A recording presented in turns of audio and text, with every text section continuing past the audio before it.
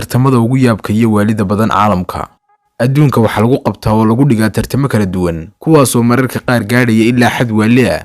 Maantana waxaan idiin soo ururinay koox tartamo ah oo la odhan karo waa kuwa ugu yaabka badan caalamka ee sii daawo barnaamijka oo dhammaystiran. Tartanka fuulidda jaranjaro ka samaysan baraf. caadi ahaan fuulidda jaranjarooyinku ma aha wax adag, laakiin marka ay jaranjaradu tahay mid ka samaysan baraf, dhab ahaantii arrinku wuu ka adkaanayaa sidii hore. Arrinkaasina waa waxa ku dhaca tartamayaasha ka qayb gala tartankan. Waxay ku korayaan jaranjarada qaab adag oo aad moodayso inay hadda baranayaan socodka, waxayna ugu soo dhacayaan si isdaba jooga dhulka, iyagoo waayay dhammaan dadaalkoodii ay ku bixiyeen sidii ay u fuuli lahaayeen jaranjaradan.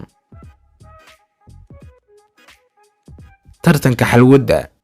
tartankani wuxuu ka mid yahay tartamada ugu caansan ee lagu qabto waddanka Japan, waxaana ku waajiba qofka tartamaha inuu ku qaniino afkiisa shay walba oo yaala meesha ilaa uu kala garanayo in shayga uu qaniinay uu yahay xalwo ama uusan ahayn. Waxayna sameynayaan dadka tartankan qabanaya xalwada ay u eekaysiiyeen qaabab kala duwan, sida kaba loo eekaysiiyey xalwad iyo handaraabka laga furo albaabka oo loo eekaysiiyey qaabkeega ama xalwada. haddii uu qofku qaniino shaygaasina uu noqdo xalwad, qofkaas ayaa noqonaya qofka ku guuleysanaya tartankan. tartanka bridge-ka gariiraya. waxa tartankan lagu qabtaa waddanka China, waxaana ku waajiba tartamayaashu inay isu qaybiyaan laba kooxood. koox kastaana waxay isku dayaysaa inay ka riddo kooxda kale bridge-ka. waxa lagu dul qabtaa tartankan bridge soo laalaado oo ka samaysan geedka loo yaqaano bambuuga ama khaysaraanka, hoostiisana ay tahay barkad ay ku jiraan biyo. waxaana adag inuu ku sii nagaado qofku bridge-kan marka loo eego gariirkiisa iyo dhaqdhaqaaqiisa oo aad u xooggan. tartankani wuxuu ku leeyahay shacbiyad badan waddanka China, waxaana isugu yimaada sanadkii kumanaan qof si ay u daawadaan tartankan. tartanka gorayada. waxaan hore u aragnay tartanka fardaha, laakiin weligaa ma maqashay tartanka gorayada. gorayadu waxay awood u leedahay inay ordo oo jarto masaafo aad u dheer, laakiin dhibta kaliya ay wajahayaan dadka ka qayb gala tartankan ayaa waxay tahay inaanu ku dul sugnaan karin qofku dhabarka gorayada. degdeg ay ku socoto gorayadu iyo dhabarkeeda oo aan ahayn mid lagu dul fadhiyi karo ayaa ka dhigaysa qofka dusheeda saaran inuu ka soo dhaco, laakiin tababarada isdaba joogga ayaa ugu dambeyntii ka dhigtay inay samayn karaan tartankan.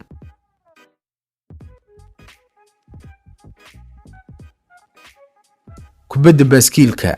tartankani ma aha hal ciyaar oo kaliya, laakiin wuxuu koobsanayaa laba ciyaarood oo kala ah ciyaarta baaskiilka iyo ciyaarta kubadda cagta. dadka ciyaaraya waxa ka mamnuuca inay lugahooda u adeegsadaan kubadda amaba ay ku laadaan, laakiin waxay adeegsanayaan taayirada baaskiilka ay saaran yihiin. waxa la aasaasay ciyaartan dhammaadkii qarnigii 19aad, waxaana sameeyey ninkii caanka ku ahaa baaskiil korista ee lagu magacaabi jiray Nicholas Codman. iminkana waxaa laga ciyaaraa ciyaartan oo ay caan ka tahay wadamada Faransiiska, Jarmalka, Ruushka iyo Japan. ciyaartani siday u muuqato ma aha mid fudud, waxayna u baahan tahay in qofka ciyaaraya uu awood u leeyahay inuu isku miisaamo baaskiilka uu saaran yahay iyo kubadda uu ciyaarayo. tartanka oohinta carruurta. dhab ahaantii badankeenu ma jeclin marka ay ooyayaan carruurta yaryari, wuxuuna kaa dhigayaa arrinkan inaad u naxdo oo aad u werwerto ilmaha yar. laakiin waddanka Japan arrinkan waxaa loo yaqaanaa arrin wanaagsan, waxaana lagu cabbiraa caafimaadka ilmaha yar. markasta oo ilmaha yari oohinta sii badiyana waxay macnaheedu tahay in ilmaha yari uu sii wanaagsanaanayo waddanka Japan gudihiisa. sidaa darteed waxay u qabtaan tartan oohinta ilmaha yaryar, waxayna bilaabayaan aabbayaasha carruurtan dhalay tartankan gudihiisa inay ka cabsiiyaan oo ka bajiyaan carruurta yaryar, iyagoo adeegsanaya qaabab kala duwan oo ay ka mid yihiin in lagaga qayliyo wejiga ilmaha yar iyo in la xidho wejiyo laga cabsanayo. ilmaha yar ee ugu oohinta bata ayaana noqonaya ka guuleysanaya. tartanka barnaamijka WBOT ee waddanka Mareykanka. tartankani wuxuu ka mid yahay tartamada yeeshay shacbiyadda aadka u badan sanadadii ugu dambeeyay, waxaana ka soo qayb galay dad ka kala yimaada wadamo badan. barnaamijkan waxaa aasaasay bilowgii shirkadda lagu magacaabo Endemol ee ku taalla waddanka Mareykanka, wuxuuna ku caan yahay tartamada aadka u adag ee ku jira gudihiisa. waxaana ku waajiba qofka tartamaha inuu ka gudbo marxalado kala duwan oo aad u adag, taasoo ku xidhan degdega iyo awoodda jireed ee qofka. halka sidoo kale ayna muhiim ahayn in tartamayaashu ay soo hagaajiyaan oo ay soo qurxiyaan jidhkooda, maxaa yeelay waxay la kulmayaan dhoobo, saabuun iyo darbado inta ay ku guda jiraan tartankan. iyadoo uu tartankan yahay mid aad u adag oo aan la jeclaysanayn, haddana waxaa jira dad badan oo daneeya oo ka soo qayb gala oo ku kala nool daafaha adduunka.